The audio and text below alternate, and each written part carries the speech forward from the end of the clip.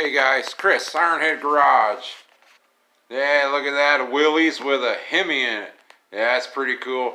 Hey, check out my buddy Brandon. Made me a 55 sign for my 55 Chevy. Yeah, Pontiac gasser, or GTO. Yeah, big old stacks. Yeah, so he got gold leaf on it. He turned it himself. Yeah, he's learning how to pinstripe. He's getting pretty good at it. It's like 3D on there. Pretty cool. So I'm working on these fuel lines. Go under here. Tried to find the right fitting in town for my aluminum line. Couldn't find what I was looking for, but I did get this this inverted. Guys see that it's inverted flare to a 3/8 rubber line. So I'm gonna run that on there. I was trying to find a 3/8 line flare nut to fit into that 5/8, but they couldn't find one in town, so that's where I'm gonna go with. I'm gonna try to get this done. So I'm gonna run a piece of rubber line off of here. Now this is low pressure, so it'll be fine. And then I'll hook that aluminum line to the rubber line there. Crawl out from under here. Should get it up on jack stands. Get a little higher. So I got this this line here. Then I put a half of a inverted flare on it. You can see it's nice and round and not sharp. So I just used the old cheapy flare tool. These were around for years. Guys use these for years. I wouldn't use them for brake lines nowadays. They make better stuff, but you just run that line up in there. You put this little die on there and you get it up that height. Clamp it up in there. Put a little bit of grease on there. That's where everybody messes up. It's got to be slick. And then run your clamp on there. Maybe I'll show when I do the other end. Run this on there. And then to do the inverted flare, you're supposed to take this off after you run this down. And then you put this back on. You run that down, it does the inverted flare. Yeah, we'll skip that part. If you just use that die and just do half the inverted flare, you get that nice kind of like bubble flare. It's nice and smooth. It won't cut your fuel line, so I'll put a piece of rubber line on here and put a clamp, and that'll never be able to come off. So that's one way of doing those. You can see that the inverted flare would fold that into itself, so it'd have a double layer. So that would be the inverted flare, and this is half of the inverted flare. So that'll work. Now here's one right here. Yeah, that's what that tool does. If you get good at it, they work good, but this is really soft line, so you really got to work at it. And an inverted flare, that makes it kind of a sharp edge, and that wouldn't be good on that hose anyway. That's why we just went with that half, like a bubble flare. Alright guys, I'm going to start threading that fuel line on there. See how it goes. Hey guys, back underneath the car, got the heater burning. Chilly in here today. So I got this line, got my tap out, and tapped me a little clamp there with a button head screw. Fasten it on the shock bar. And there's that that male barb fitting, and that's where I'll run that what is it, about maybe probably about a 6-7 inch piece of hose there. And this old brake line clamp here, or a bracket, I just cut the hole out, or cut the end out so there was a hole, hogged the hole a little bit bigger with my step bit, and got this grommet in there, and that'll hold that. So that was good, I didn't cut that off yet. Then I got it snaking around. I didn't want to go low here. The body mounts are sticking out here. I didn't want to go below there, so I bent it up here. I might put a clamp here. I got a clamp there. and one there, and it goes underneath the frame. Getting dark under here. That body mount don't go down all the way, so I ran a clamp there to keep it away from the frame. Then I'm going to put another clamp here, and I got it going over here on top of the cross member.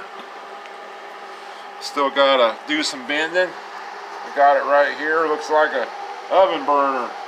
So I'm trying to unwind that. And I'll get it to go up this frame. I'll get my drill. The last place I can get my drill beside this bell housing, I'll get that last clamp.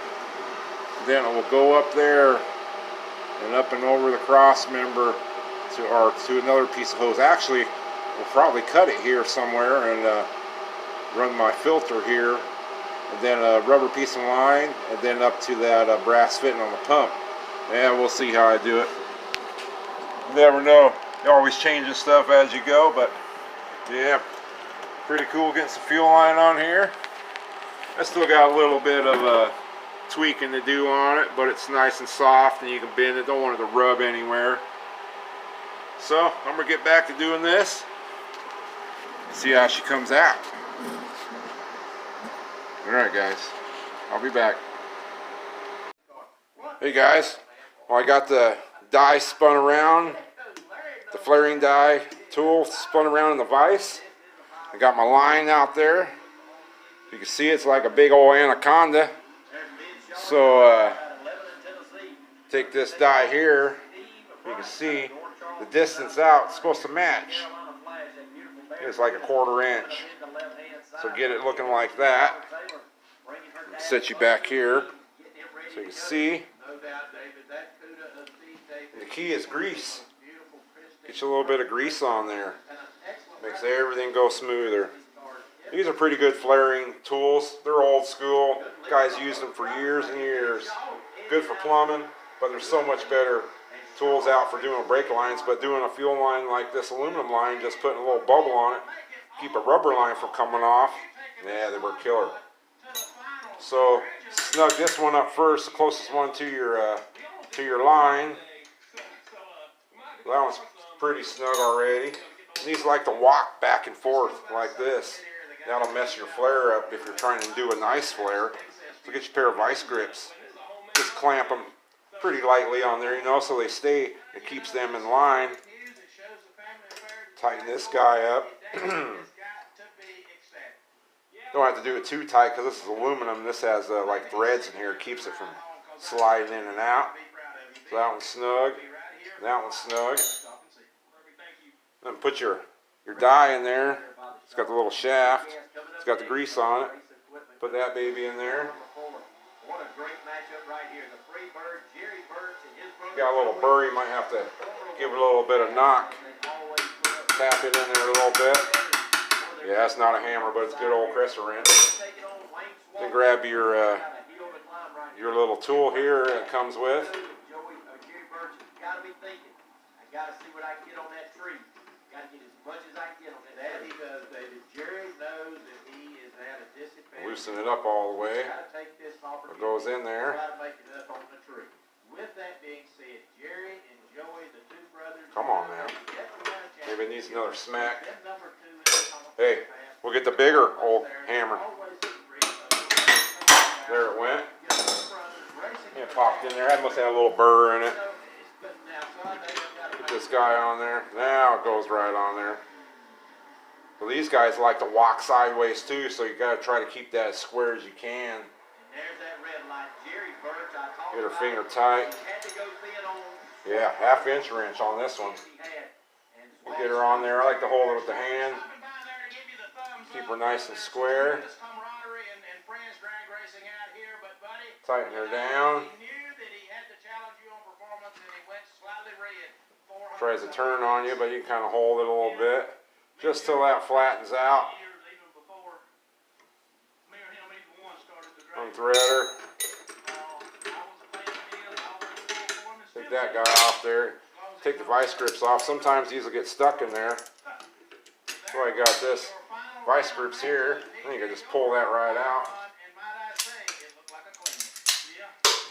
Clean the grease off of this guy. You can see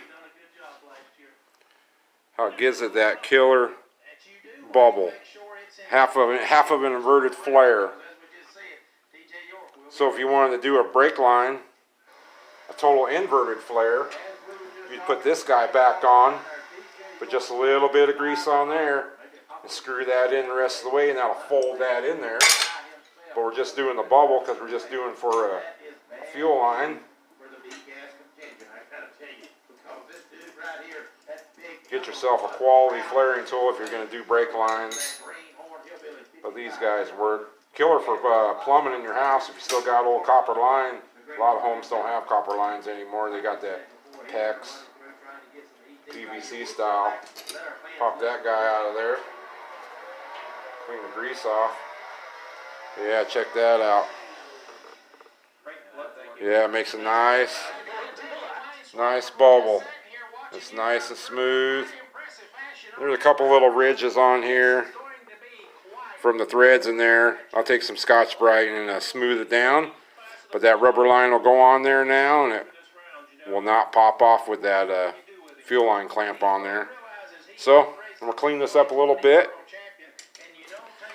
and lace this line in there. Just a minute, I'll show you this line on the ground. We'll get her back in the car. So there's that line on the ground. Got all the little clamps on there. So both ends got the bubble. This one goes to the fuel tank. There's that little grommet. So yeah, so I'm going to get this laced back underneath the car and tighten her down. See how it looks. Alright guys. Hey, look at that, I got the front end tilted. Yeah man. Alright. We'll watch this run real quick. 55 Nova. Oh yeah. Almost third gear wheelie. Ah, gotta love them old gassers, guys. Alright, we'll be back. Well, I got that fuel line all strapped to the frame. Got all the clamps on it. I did put a clamp here, just in case anything flips up from the road, it won't never grab it. And I got that grommet there. It goes up. I got to put a piece of, about a 6-inch piece of fuel line right there. I put some pipe compound stuff on it. It goes over here, got all the clamps. Up and over the cross member. This side. And this was my my last clamp. I could get my drill in here. And it just floats up here about 10 inches or so. Then I'll hook that rubber line right here. Then I'll run my filter right here so I can get to my filter easy to clean it if I ever have to. And I'll show you the top side. It looks pretty good under there. Goes down there a little bit, but that's okay. It's nice and tight to the frame. So over on this side, I got that pipe compound stuff and did up all my brass fittings. Gooped them all up, and I got my fuel line going up to my carburetor with a clamp on it. That's that that better fuel line they sell today, that the bad gas don't eat it, but only non-ethanol fuel probably go on this old girl. So I've used this stuff, if you guys ever seen this, Blue Monster pipe thread sealant. Yeah, it's good stuff. You can use it anything from propane to drinking water to some kind of acid to soap and liquid, vegetable oils, heating oils, kerosene, hydrogen, propane, jet fuel, gasoline. So yeah, this stuff's the killer stuff. It seals up anything. Yeah, it even looks cool too. Look at that face on there. But that should be good stuff. Keep all them threads from ever leaking. I've seen some guys use those clear glass filters. Don't never use those. Those are a fire hazard waiting to happen. those plastic glass filters leak, and they'll crack on you and burn down your car. These are a pretty good one. This one's an Edelbrock, and it's reusable. Comes with this brass, I think it's brass and copper or something screen in there. You can take that out and clean it. It's real fine, kind of like porous. You just pop that guy in there, and it's got a nice rubber seal. So these are the better ones to use. Don't ever use those glass ones, guys. They sell at O'Reilly's on the shelf. They'll burn your car down. So that's where that filter will go. So I'm going to run a piece of rubber line, about a 6-inch piece of rubber line off of that. Hook this filter up, then another piece of rubber line off of that. And if this was a high pressure pump, this is like 6 to 8 pounds or something, the Speedway fuel pump, I would run a hard line up to the carburetor, but this will be fine for this. It's not a real high pressure pump. If it was a total race car, then you'd want to run a hard line all the way with AN fittings and stuff, but yep. Well, I'm getting there. I'm going to put this filter on, rest of them fuel lines, and I'll move on to something else. Getting closer, guys. Too bad winter's here. Yeah, springtime's coming though. I appreciate all you watching. Take care. We'll see you next time after the new year probably. Alright guys. Have a nice night.